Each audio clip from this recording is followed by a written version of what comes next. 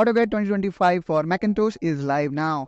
And if you are like me who would like to keep AutoCAD updated, then probably, we need to uninstall our existing AutoCAD. Hey there everyone, my name is Preetham, you are watching Engineering with Preetham. In this video, we will see how we can delete any AutoCAD version from our Macintosh. So without further ado, let's get started. Okay, so here you can see this is AutoCAD 2024, which is no more latest now, and then I would like to uninstall it. So let me actually quit it first of all, and then I'm gonna say no because I have not created anything there. Now let's click here on Go, and then go to Application, and then here we need to search for AutoCAD.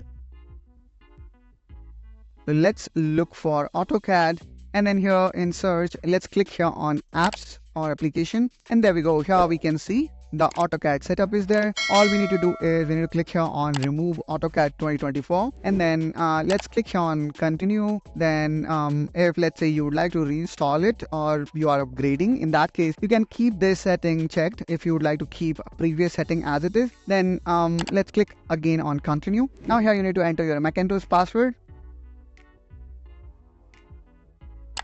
And now here it is optional to provide feedback. If you want, you can provide it, or if you do not, then you can close it. Now you can see everything related to AutoCAD is now deleted. So in this way guys, we can successfully uninstall or delete AutoCAD application from Macintosh. And if you want to see how to install latest version of AutoCAD, which is 2025 in your Macintosh, then check out Engineering with Preetham, or probably I will also attach the link to that video in the description of this one. And I hope guys you find this video helpful and informational. If so, then please do like and subscribe to Engineering with Preetham to follow more such tips and tricks related to engineering topics. And I will catch you soon with one such another video. Till then, you take care and bye bye.